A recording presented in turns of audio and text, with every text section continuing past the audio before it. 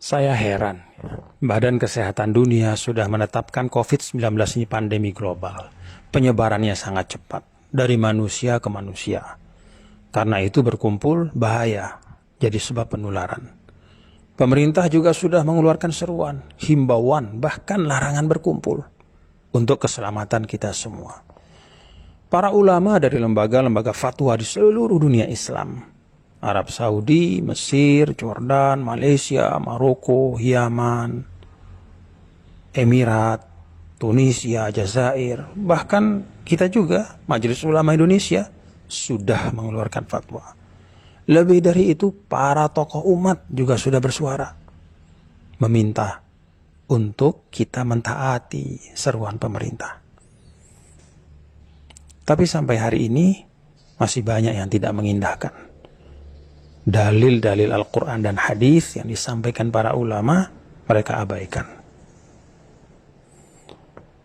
Kita ini tidak boleh takut corona, takut itu kepada Allah. Urusan hidup mati itu takdir Allah.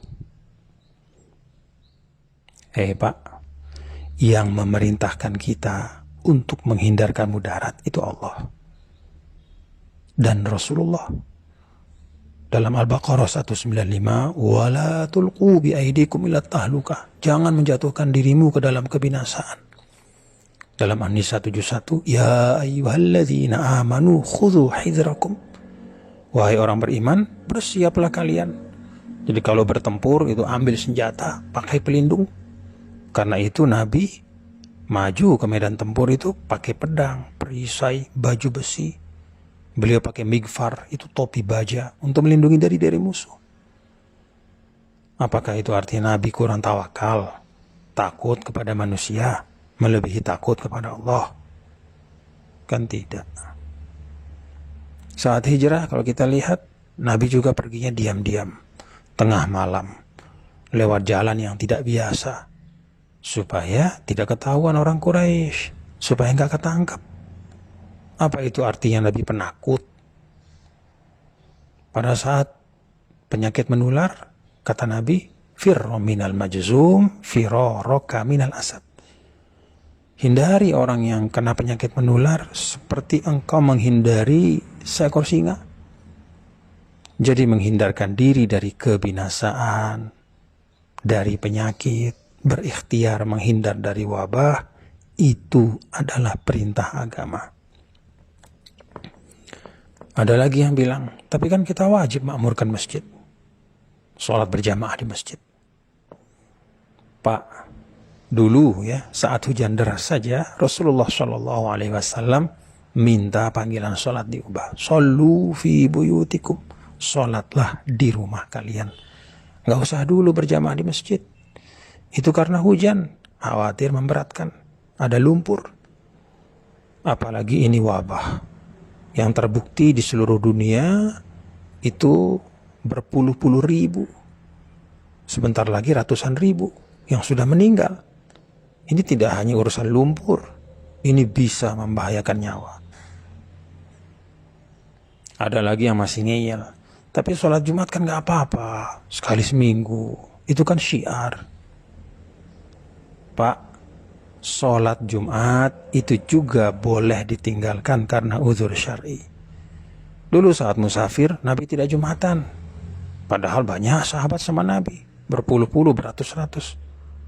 Beliau sholat zuhur, mengganti Jumat. Saat sakit, para ulama juga sepakat, Jumat itu bisa diganti dengan sholat zuhur. Nah sekarang ini fatwa sudah banyak, jelas, tegas. Untuk kemaslahatan umum, memutus rantai penyebaran wabah, menyelamatkan jiwa manusia. Apalagi penyakit ini kan ada yang disebut asimptomatik, nggak kelihatan gejalanya, padahal dia sudah bawa virus.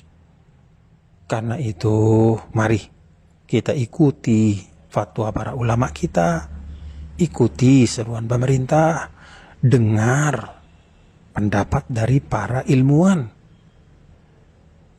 Saya malah bayangkan ya, ini orang-orang yang berkeras tetap Jumatan. Kalau mereka hidup sama Rasul dulu, mungkin Rasul SAW sendiri mereka lawan.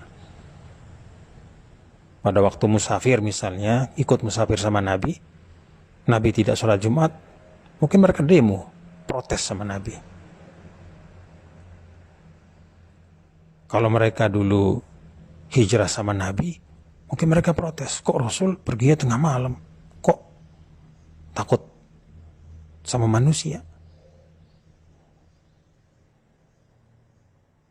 Pada saat diminta untuk sholat berjamaah di rumah, mungkin mereka demo juga sama Nabi. Ya Rasulullah, nih kok disuruh sholat di rumah? Kan rumah Allah itu masjid. La haula wa la quwata illa billah. Nah, inilah beragama yang disebut dengan at-tadayyun bil hawa wa laysa bil ilmi. Beragamanya itu dengan hawa nafsu, egoisme, bukan dengan ilmu. Perasaannya, anggapannya, itu yang dijadikan pedoman. Bukan tuntunan Allah dan Rasulnya. Bukan arahan para ulama yang merupakan warasatul anbiya, penerus para nabi dan rasul. Saya jadi ingat ayat 103, 104 surah Al-Kahf. Qul hal nunabbi'ukum bil akhsarina a'mala alladzina dhalla sa'yuhum fil hayatid dunya wa hum yahsabuna annahum yuhsinuna sun'a. Katakanlah wahai Muhammad, apakah perlu kami beritahu orang-orang yang paling merugi? Itulah orang-orang yang sia-sia perbuatan mereka, padahal mereka menyangka mereka sudah berbuat yang sebaik-baiknya. Kata Imam Tabari, mereka adalah kullu amilin amalan yahsabuhu fihi musiban wa annahu lillahi bifi'lihi dzalika muti'un murdi wa huwa bifi'lihi dzalika lillahi muskhit wa an tariqi ahli al-iman bihi jair. Orang yang beramal dengan amal yang mereka sangka tepat dan dengan itu menjadi orang yang taat dan mendapat ridha Allah. Padahal pekerjaannya membuat Allah murka dan jauh dari jalan orang beriman. Mari kita taati fatwa para ulama kita, ikuti seruan pemerintah, simak kata para ilmuwan sebagai ikhtiar. Semoga wabah ini segera berlalu dari tengah-tengah kita.